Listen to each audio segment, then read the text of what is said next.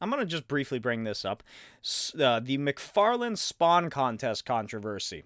So, Todd McFarlane, Image Comics, the Spawn division, they held a contest through social media where, hey, bud, get, you like Spawn, Spawny? Well, and create some fan art for free, and I'll make it the cover of a variant cover. It doesn't say anything about you getting paid or anything like that, or there's no chance. There may not be a chance that you ever get work in the comic industry again, but you'll get a variant cover of your art of my character for free. And then thousands of people entered. I did it. I was between issues 3 and 4, or 4 and 5. I was between issues 4 and 5 of the Custodians when that was announced this past January, December. And I just needed a break in between. I just needed something to, just rejuvenate myself after working on 50 plus pages of a comic. And so I created just a fun little image of Spawn at a hellish masquerade ball. You can see it on my Instagram. I posted it on there at NotBlakeWild. Link in the description. And at the beginning of the video, I think. But, I wasn't gonna fucking be anywhere near the top of the selections. But, anyway, thousands of people entered. Some great stuff. Mine included. But, in the rules, it clearly stated that AI art would not be accepted. Here's the kicker. The people that chose the winner, because you can look me straight in the face and tell me, yeah, Todd McFarlane chose all the winners. He definitely did. He didn't have a team of people go through as many posts as they could possibly go through in a day and pick out their favorites. Look me in the eye and tell me that that's not what happened. No fucking way did Todd McFarlane have anything to do with picking those winners. But whoever did pick those winners, one of them picked an AI artist. Somebody who fucking made art with an AI, and it doesn't look great. It's very boring and bland. And it was one of the winners, and people lost their minds. And McFarlane, Spawn, Team, Image, they've been fairly silent on it. So I don't know if anything's going to come of that. But let's talk about AI in comics for a brief second. So I use AI for my comics. Not for the actual books themselves. I use it as reference images. Because the beauty with it is that you can describe the exact pose or like action that you have planned out in this panel. And for me, I use a lot of I heavily use photo reference. And then add my little twist to it, just to make sure that everything looks right. I've done that after receiving far more interest in my art post photo reference than heavy photo reference. It's not like I'm doing Greg Land where I'm fucking tracing or anything like that. I just I take a look at an image and then I draw the basic circle, tubular, tuboids or whatever they're called, cylindroids or something like that. That you would if you're drawing the human figure. And then I go from there. If I'm doing faces, if I'm trying to base it off of at least in part look like somebody, then I'll take photos and draw it from that. But yeah, I use it just for photo reference for things. If I'm trying to find a city from a certain angle, I'll use Bing to, hey, 4K image of like a super low worm's eye view of a city towering, looking up, something like that. Just something of that nature. Oops. Because it's a tool. It's a tool to use to your advantage. There's the whole, it's stealing stuff from the internet. And yeah, I guess so. I don't know how it works, honestly. I'm not really using it to make weird fan art of other people's art styles. I've played around with that a little bit just to have fun, but it's nothing that I've used. It doesn't work great, I'll tell you that. It can't really differentiate artists. It sort of just comes out as a vague sort of art comic-y book style, depending on what you're trying to do. But yeah, I've used it for stuff, and it speeds up the process of making the comics, and it's a helpful tool. Like I said, if you're looking for, like, if you need something super specific and Google Images just isn't doing it for you, I'd recommend going to Bing, Dolly. I don't know about Midjourney. I haven't used that. I just used the Bing one. And just type it in, like, image of or photo of man leaping over camera, feet connected. I don't know, fucking something like that. And it gives you, it's not going to look great, that's for sure, but it's going to give you that basic human form that might be difficult to imagine from a certain point of view. So that's what I've been using it for.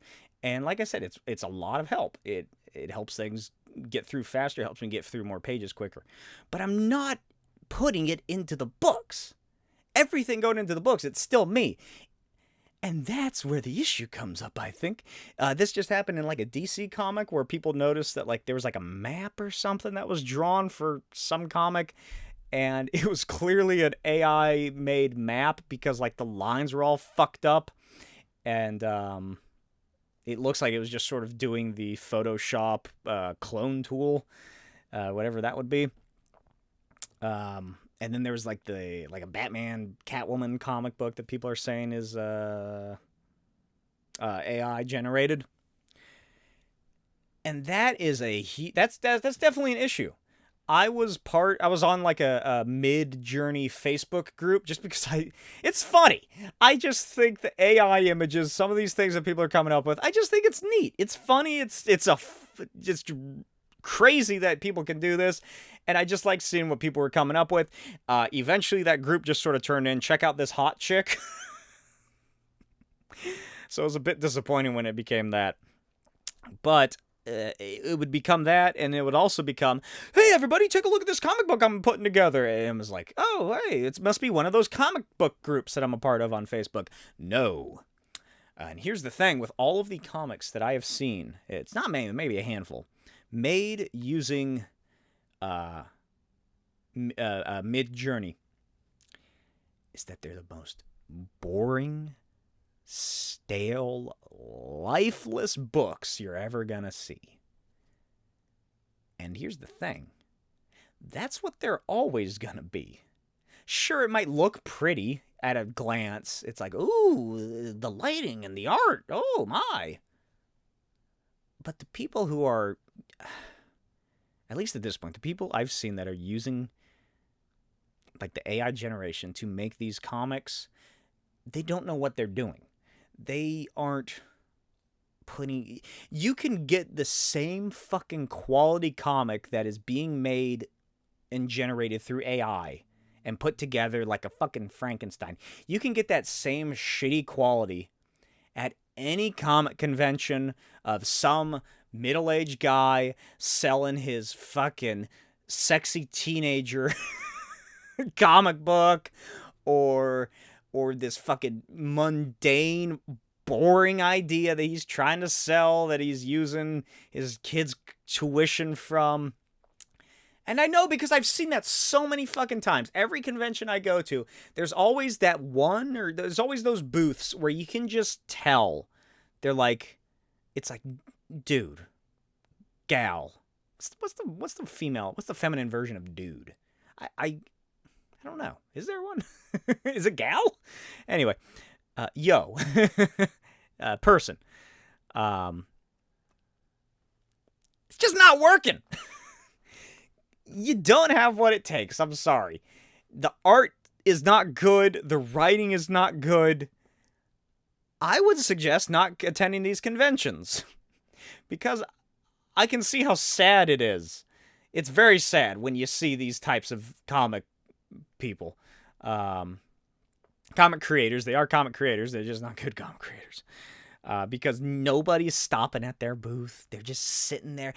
Like a 90% of the time, 9 times out of 10, it's always someone...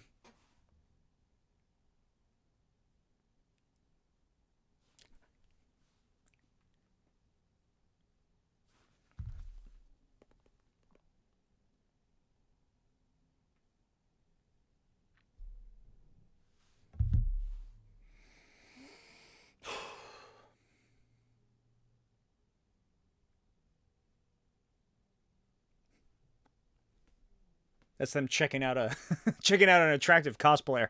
It's it's it's like the people who have this sort of delusion that this delusion of grandeur regarding the comic that, oh, I made this and it is the best and I'm going to make it big. I'm going to be the next Todd McFarlane. I'm going to be the next Scott Snyder.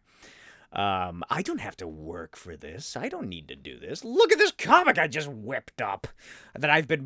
This used to be a screenplay for a movie that I was writing. And before that, it was the next American great novel. Next great American novel. But now it's a comic book.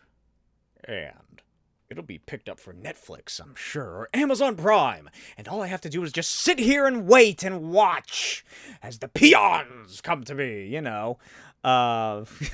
Hyperbole, obviously, but who doesn't love some hyperbole?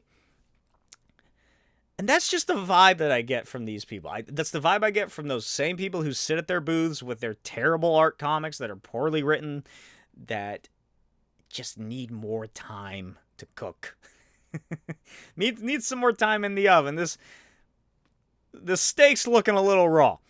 I don't know who cooks a steak in an oven. Maybe that's why it looks so bad. Why are you trying to cook this steak in an oven?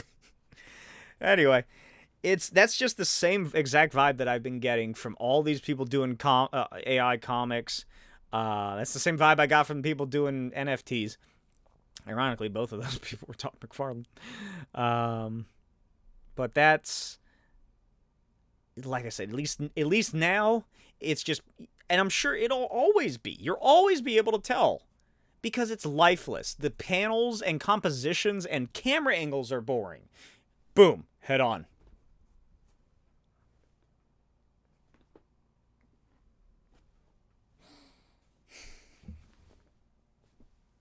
You know, it's just that. There's not going to be Frank Quitely-esque dynamicism. There's not going to be Eric Larson. There's not going to be Jack Kirby levels of just veracity in the art style, in the compositions of the panels. Because I've never seen that. And I've played around with it enough, at least the Bing one and what I've seen from Midjourney, that it doesn't work. It doesn't want to do that. And I don't know where I'm going with this. Those are my thoughts on comics and AI.